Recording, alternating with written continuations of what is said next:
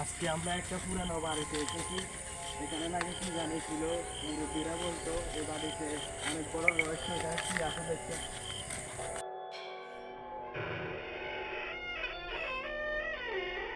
সামনে যাবো নাকি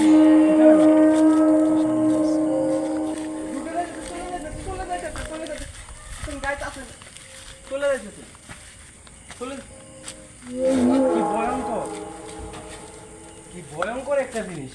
চলে যেতে কিছু তো পাইতেছি না।